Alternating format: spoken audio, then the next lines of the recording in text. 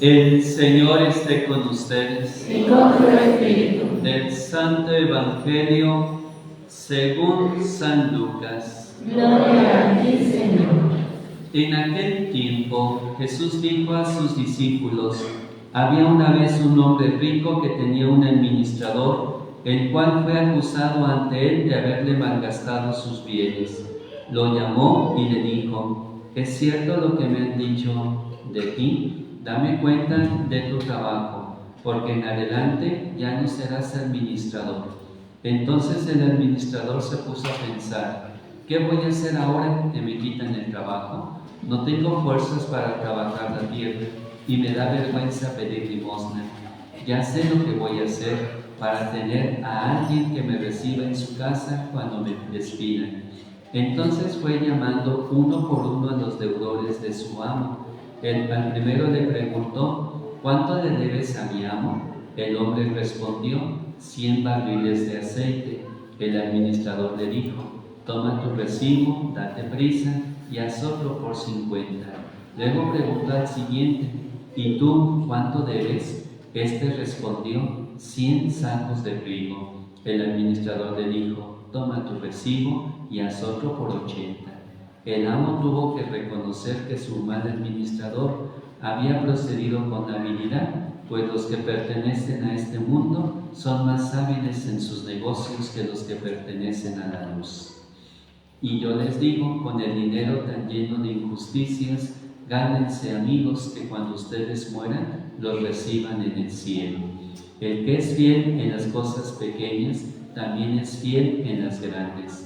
Y el que es infiel en las cosas pequeñas, también es infiel en las grandes. Si ustedes no son fieles administradores del dinero tan lleno de injusticias, ¿quién les confiará los bienes verdaderos? Y si no han sido fieles en lo que no es de ustedes, ¿quién les confiará lo que sí es de ustedes? No hay criado que pueda servir a dos amos, pues odiarán a uno y amarán al otro, o se apegarán al primero y despreciarán al segundo. En resumen, no pueden ustedes servir a Dios y al dinero. Palabra del Señor. Gloria a ti, Señor Jesús. Tomen asiento un momento.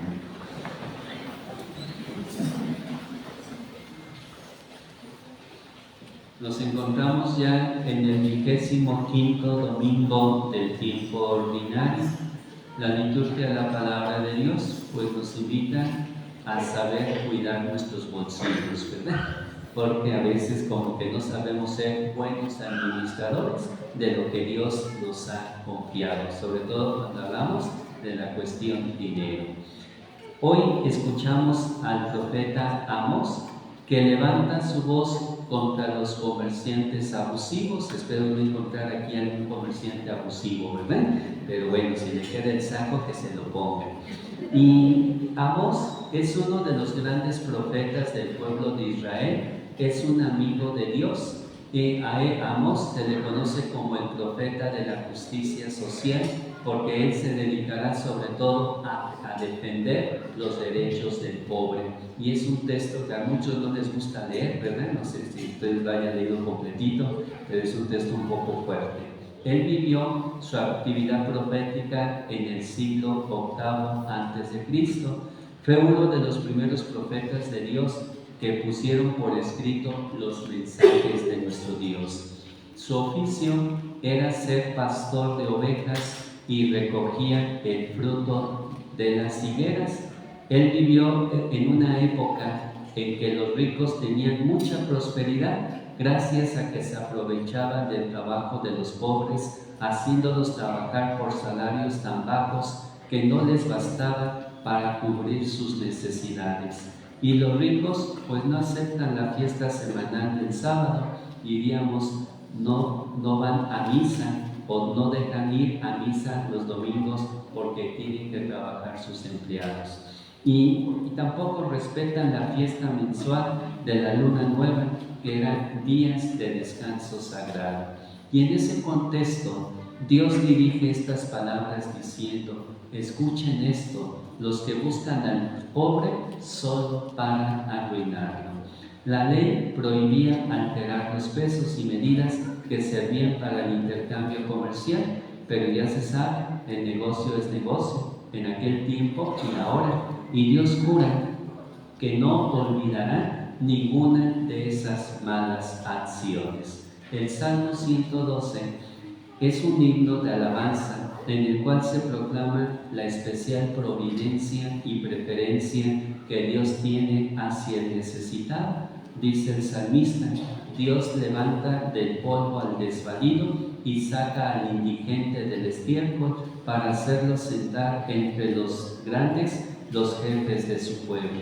Y ante las actitudes tan injustas y humillantes de los ricos en contra de los pobres, Dios se constituye en defensor y gran benefactor de estas clases menos favorecidas y más humilladas. Y estos textos nos ayudan a entender el Evangelio del día de hoy.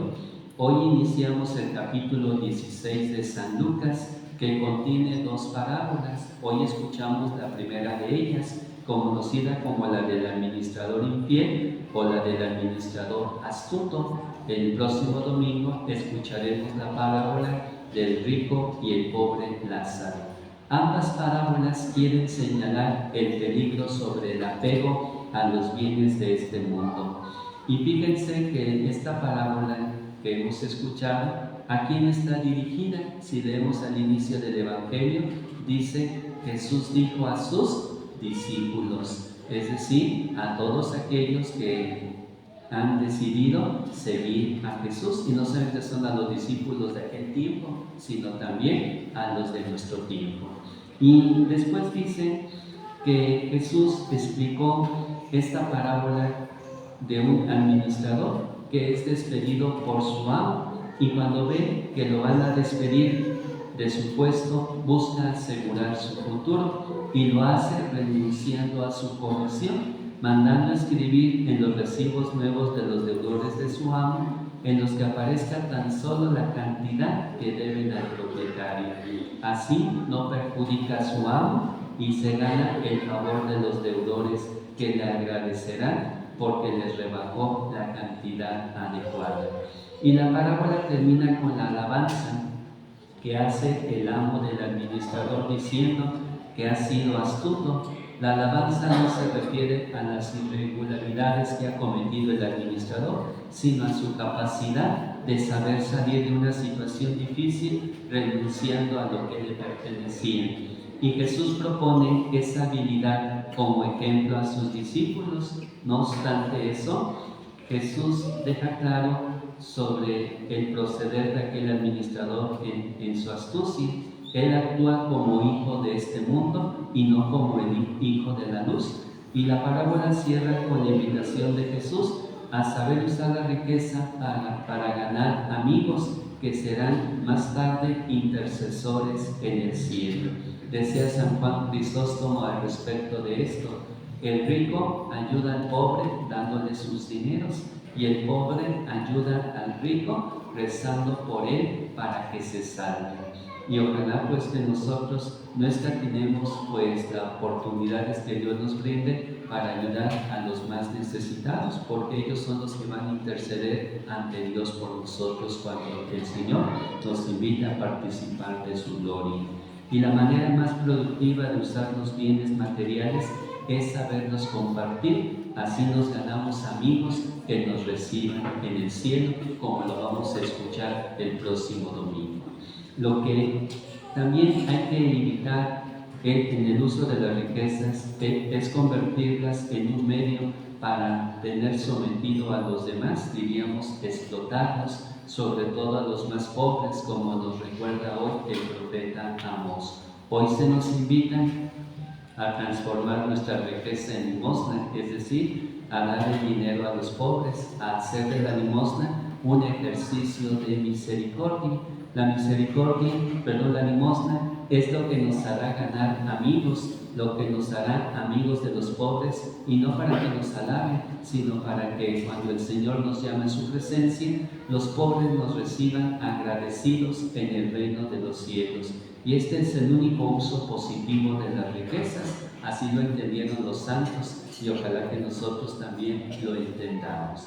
La otra enseñanza que nos da el Evangelio es sobre la responsabilidad y fidelidad en la vida de cada día. Dice Jesús, el que es fiel en las cosas pequeñas, también será fiel en las grandes, y el que es infiel en las cosas pequeñas, también es infiel en las grandes. Hay muchas personas pues que quieren ocupar muy buenos puestos, pero para ganar ese puesto, ¿qué tienen que hacer? Ser fieles en cosas pequeñas. Ustedes vean la vida de los empresarios, cómo empezaron ellos, incluso nos cuentan, ¿verdad? Que muchos empezaron su vida desde abajo, desde recoger la basura, desde andar ahí barriendo los pisos, trapeando, haciendo cosas que tal vez muchos de nosotros no haríamos, ¿verdad?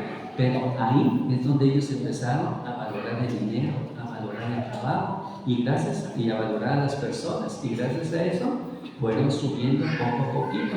Hay muchos que queremos ocupar puestos, pero ni la cama tendemos, ¿verdad? Ni siquiera hacemos algo en casa, nos da flojera colaborar en nuestros deberes de cada día. ¿Y cómo quieres después ocupar lugares muy importantes, verdad? Quieres servir a una nación, pero ni siquiera sirves a tu familia. ¿Cómo le vamos a hacer, verdad? Tenemos que empezar por cosas pequeñas para que el Señor nos confíe cosas mayores. Y ojalá que esta lección la aprendan muy bien los niños y también los papás de los niños, ¿verdad? Para que se los enseñe a su debido tiempo. Y la tercera lección es la que nos da sobre el peligro de las riquezas, que pueden convertirse fácilmente en una alternativa a Dios en el corazón del creyente. Dice Jesús, no se puede servir a Dios y al dinero. Puede suceder que estemos adorando al Dios dinero y no al Dios del amor que nos revela Jesús, el Dios de la comunión que celebramos en la Eucaristía de cada domingo. Dios y el dinero se presentan como dos amos irreconciliables. Solo Dios libera y el dinero esclaviza. El afán de poseer, la trampa de ser poseído, la ambición, la explotación son caras de una misma moneda. El hombre que se somete a este mundo no puede amar a Dios, pero tampoco puede amar a sus semejantes. Jesús no está condenando los bienes terrenos por sí mismos, sino la insensatez de vivir aferrados a las cosas materiales, atesorando tesoros para sí y hacer depender de ello la propia vida. Y esto nos lleva a la codicia, que además de ser idolatría, como dice San Pablo en la carta a los Colosenses, es una fuente de desdichas. El avaro es un hombre infeliz, se aísla, no tiene afectos, ni siquiera entre los de su misma carne, que lo ven siempre como explotador. El dinero es un mal patrón, pero puede convertirse en un buen servidor. El buen administrador tiene alma de pobre y no puede seguir disfrutando tranquilamente de sus bienes, mientras junto a él hay hombres necesitados hasta de lo más elemental. Cada uno de nosotros pues tendríamos que ir considerando cómo uso yo el dinero que tengo. No es mío, sino somos simplemente administradores. Tenemos que aprender también a compartir con los demás. La verdadera caridad no se limita solo a dar una limosna por diosero en las puertas del templo o en las esquinas de la calle, o comprar boletos de beneficencia, o ayudar a la casa parroquial, etc. Por ejemplo, una manera de hacer un buen uso del dinero es pagar honestamente los impuestos, crear nuevos puestos de trabajo, dar un salario más generoso a los trabajadores, poner en marcha empresas en países en vías de desarrollo, hacer rendir el dinero a favor de los más necesitados. Ciertamente esto no lo van a escuchar la gente rica, ¿verdad? Porque ni a misa viene, pero podemos hacérselos llegar a saber de vez en cuando, ¿verdad? Y ojalá pues que nosotros pues tengamos cuidado en ese tema pues un poquito delicado, pero que el Señor nos hace esta advertencia. Y una palabrita sobre la segunda lectura de la primera carta a Timoteo del apóstol San Pablo, donde en esta ocasión nos invitan a hacer oración. Está bien que recemos por nosotros, pero nuestra oración también debe abrirse a los horizontes de las necesidades de los demás. Sobre todo, dice el apóstol, rueguen por los jefes de Estado. En este mes de septiembre, pues tenemos ese compromiso de orar por aquellos que están al frente del país o al frente algún estado o de un municipio, ¿verdad? Para que el Señor los ilumine, los ayude a tomar mejores decisiones y no solamente pues piensen en sí mismos. Qué importante es que nosotros, en vez de estar criticando a los demás, recemos por ellos.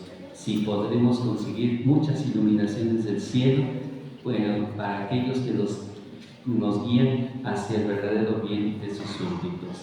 Y aquí Pablo habla de 4 tipos de oraciones que podemos nosotros hacer ante Dios: la oración de adoración, la oración de pedir por los necesitados, que es la de intercesión, la de suplicar perdón por los pecadores y para darle gracias por los inmensos beneficios. Y esto lo hacemos en la misa, a veces no conscientemente, sino inconsciente, pero ahí es donde nosotros practicamos y vivimos este ámbito de oración. A la misa aprendemos a orar, y qué importante es que desde pequeñitos aprendamos a dirigirnos a Dios y pedir a Dios no solamente por mí, sino también por los demás. Y la última razón por la que los cristianos debemos de hacer oración es para que todos los hombres conozcan la voluntad de Dios. ¿Y qué es lo que Dios quiere? Que todos los hombres se salven y lleguen al conocimiento de la verdad. Hemos de pedir a Dios constantemente por nuestra salvación, y no solamente por la nuestra, sino también por el prójimo. A veces en casa nos dicen, ¿verdad? Qué bueno que vas a misa, pues él pide por mí. A mí me gustaría que tú también pidieras por mí. ¿Por qué no me acompañas, verdad?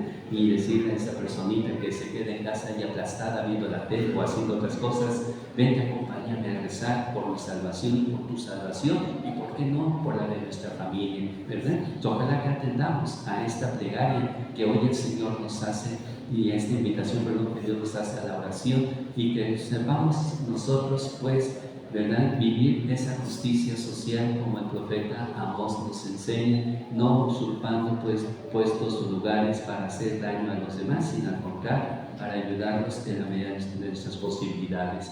Y que sepamos hacer un buen uso de lo que Dios nos ha dado, recordando que solamente somos administradores y no dueños de lo mismo, para que nosotros podamos dar gloria a Dios y podamos participar de esa vida bienaventurada de la que deseamos algún día gozar, no por nuestros méritos, sino por la gracia de Dios. Que así sea.